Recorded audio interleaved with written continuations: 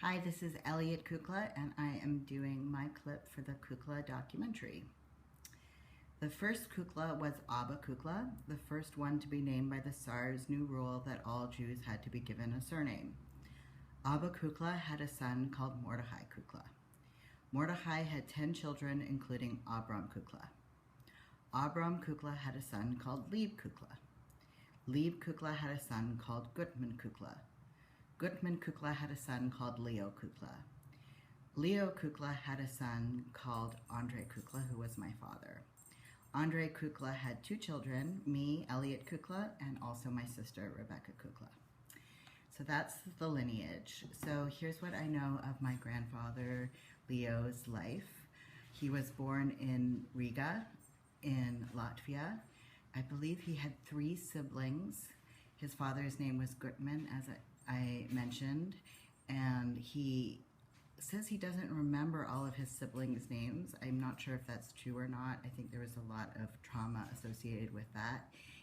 But he does remember his sister's name, which was Sheena. I think her legal name was Sarah. As a young man before the war, he was a labor Zionist, and at one point went and lived on a model farm to prepare to go to Palestine. And he also studied engineering as a young man and was very into dogs. He's told me about his childhood dogs. And that love of animals has persisted throughout his life. And he's also been a mechanical engineer his whole life. During the Holocaust, he was in a number of different camps. I don't know the names of them all. He has also not wanted to talk about that. All of his entire family was killed. He also survived many of his friends. He's told me quite a few stories from that time, but has difficulty talking about it. So it's only in random moments that he is able to. I know that at Liberation, he left at a time when the camps were being evacuated. Again, I don't know which camp, but he left with one of his best friends and hid on the top of a chicken coop perfectly still for 72 hours while everyone was being killed around him until he heard the sound of American voices and knew it was safe to leave again. So he has that kind of fortitude as a human being. He's an incredibly strong person. He's 96 years old now. And after the war in a DP camp, he met my grandmother, Lily Kukla, and who was a beautiful young woman at the time, who had a young son, my father, Andre, who is not his biological son, but his adopted son. And they found love and got married, and he adopted my father, Andre, whose biological father, Max Hofstadter, had been killed during the war. And they together moved first to Brooklyn and then to Los Angeles. My father had been left behind with his grandparents in England, and once they got to Los Angeles, they called for my father. And during that time, they had a second child, Daniel Kukla, who now lives in El Cerrito with his wife, Joan. And Dan and Joan don't have any children, so there are no more biological descendants of the Kukla line. My sister, Rebecca, does have a child, Eli Kukla.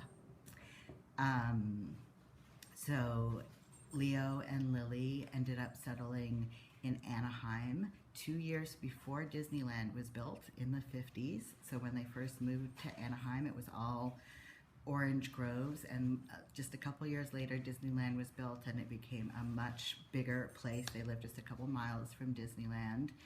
My grandmother, Lily Kukla, died in 2011.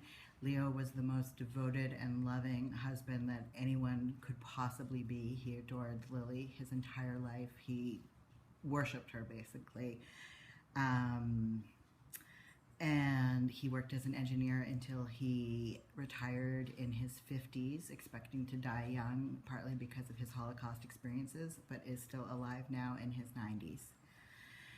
In terms of what I can tell you about myself as a Kukla descendant, I am a rabbi. I went to Hebrew Union College in Los Angeles, so even though I was raised in Canada, I came back to the Los Angeles where Leo and my grandparents live and got to spend a lot of time with them there. I was ordained by the Reform movement. And now I work as a rabbi at the Bay Area Jewish Healing Center, and I serve people providing spiritual care, anything to do with grieving, illness, and dying for anyone in a hospital, hospice, or at home. And I also train volunteers and people in synagogues around caring for the ill, bereaved, and those coming towards the end of life. I also am the first ordained transgender rabbi and educate people around gender diversity in Judaism, as well as end-of-life issues in Judaism. So that is my story and my grandfather's story. Thank you.